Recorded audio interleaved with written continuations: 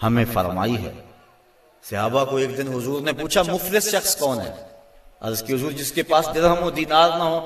فرمایا نہیں، مفلس وہ شخص ہے جو کل قیامت کے دن اچھے اعمال کے ساتھ آئے گا، نمازوں روزوں کے ساتھ آئے گا، لیکن کسی کا حق غصب کیا ہوا ہوگا، کسی سے ظلم کیا ہوا ہوگا، تو اس کے بدلے میں کوئی نمازیں لے جائے گا، کوئی روزے لے جائے گا، تو وہ کنگال اور مفلس رہ جائے گا۔ علماء لکھتے ہیں کہ 2 پیسے اگر کسی کا قرض دینا ہو تو قیامت کے دن ان 2 پیسوں کے عوض میں 700 نماز با جماعت لے لی جائے گی، چونکہ اس دن پیسے تو ہوں گے نہیں، عمل کی پونجی ہی ہوگی۔ تو مفلس وہ شخص ہوگا کہ جس کے اعمال تو بڑے ہوں گے، لیکن اس نے کسی کے ساتھ ظلم کیا ہوگا، کسی کے ساتھ زیادتی کی ہوگی، کسی کا حق غصب کیا ہوگا، کسی کی امانت میں خیانت کی ہوگی، اور اس کی ساری نمازیں روزے جو ہیں اس معاملے میں چلے جائیں گے، اور وہ مفلس شخص ہوگا۔ وہ مفلس اور کنگال شخص حشر کے میدان میں ہوگا، اس کے پلے پھر کچھ بھی نہیں بچے گا۔ تو حقوق العباد کی ادائیگی از حد ضروری ہے۔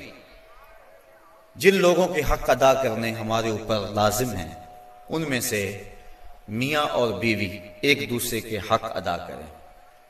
یہ ہمارے معاشرے کی ایک بنیادی اکائی ہے۔ اگر میاں بیوی خوش ہوں گے تو گھر خوش ہوگا، 2 خاندان خوش ہوں گے، رشتہ داری کے اندر حسن پیدا ہو جائے گا۔ لیکن اگر میاں اور بیوی کے باہم تعلق ٹھیک نہیں ہوں گے تو گھر برباد ہو جائے گا، اولاد کی تربیت خراب ہو جائے گی، 2 خاندان برباد ہو جائیں گے، رشتہ داری کا تعلق کمزور ہو جائے گا۔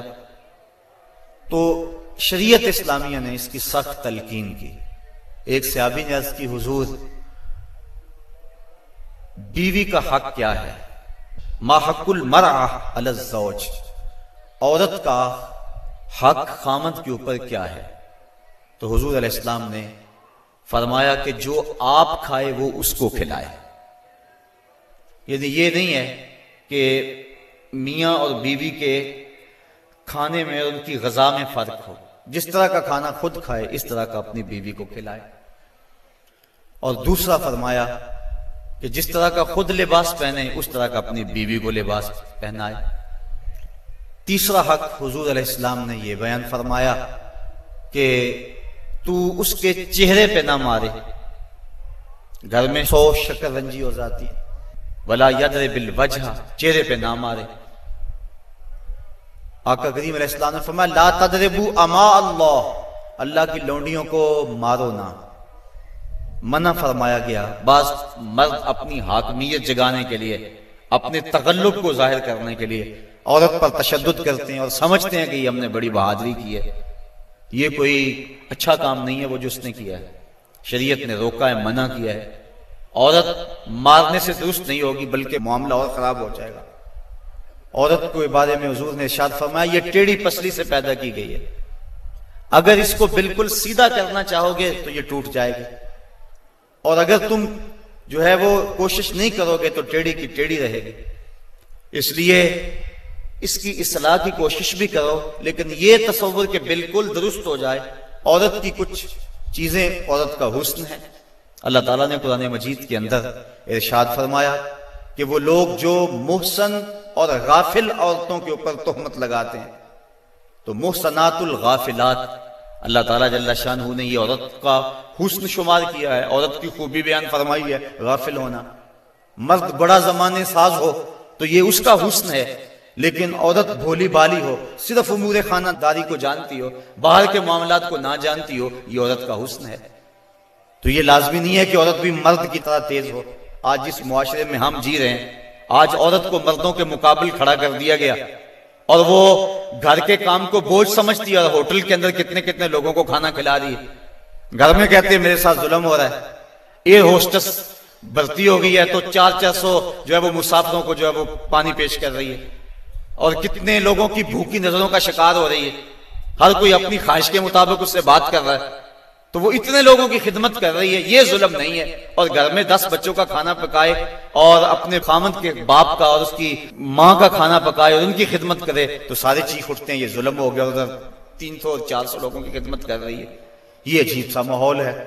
تو عورت کی کچھ چیزیں جو ہیں وہ اس کا حسن ہے، اور وہی اس کی زندگی کا نکھار ہے، اور وہی اس کی خوبی ہے۔ تو اللہ تعالیٰ نے قرآن مجید کے اندر غافلات کا لفظ عورت کی خوبیوں کو شمار کرتے ہوئے بیان فرمایا۔ تو یہ چونکہ پسلی ٹیڑھی رہے تو پسلی کے ٹیڑھا ہونے میں بھی ایک حسن ہے، اگر سیدھی ہو جائے تو حسن زائل ہو جائے گا، اس لیے فرمایا کہ یہ ٹیڑھی پسلی سے پیدا کی گئی ہے، تو یہ بالکل سیدھی بھی نہیں ہو سکتی ہے، اس کی ناقص العقل ہے، اس کے اندر کچھ کمی ہے۔ اور ایک موقع پہ حضور نے ارشاد فرمایا اگر اس کی کچھ عادتیں تمہیں ناپسند ہیں تو کچھ ایسی عادتیں بھی تو ہوں گی جو تمہیں پسند ہوں گی۔ یعنی ساری عادتیں دیکھو نا، مجموعی طور پہ دیکھنا ہے، وہ تمہاری کتنی خدمت کرتی ہے، ماں باپ کو چھوڑ کے آئی ہے، بہن بھائیوں کو چھوڑ کے آئی ہے، تم سے پہلے اٹھتی ہے، تمہارے بعد سوتی ہے۔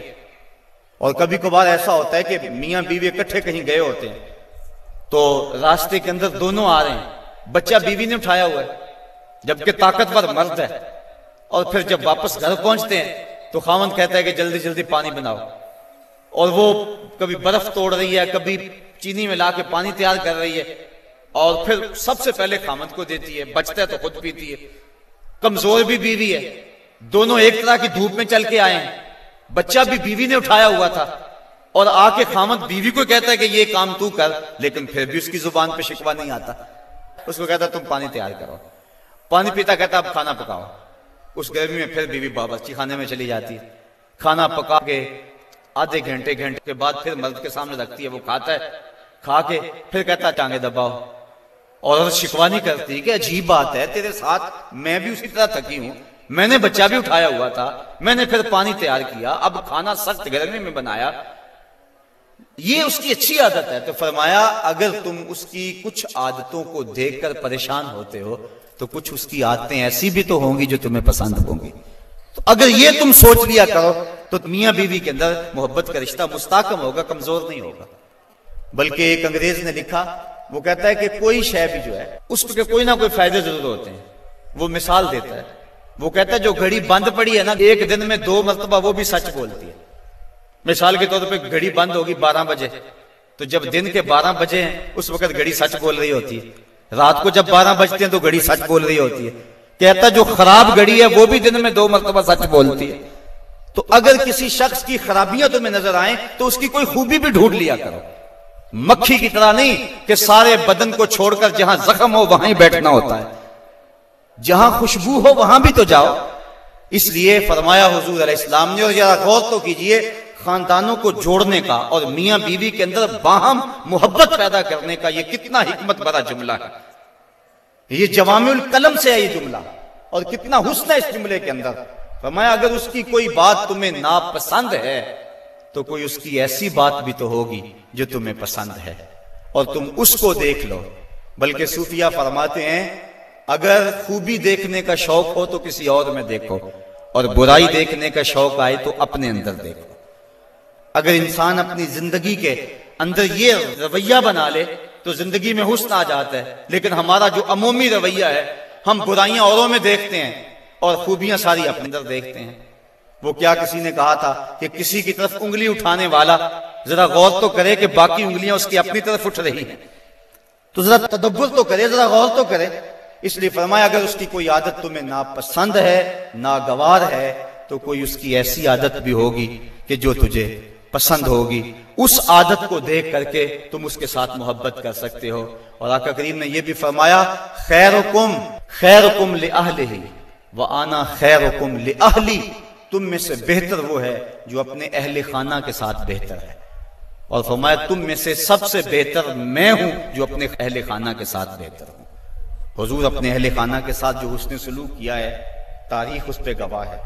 جب آقا کریم کا وصال ہوا 9 بیویاں اس وقت حضور کے نکاح میں تھیں، اور آقا کریم علیہ السلام کی ایک بیوی کو بھی حضور پہ شکایت نہیں تھی۔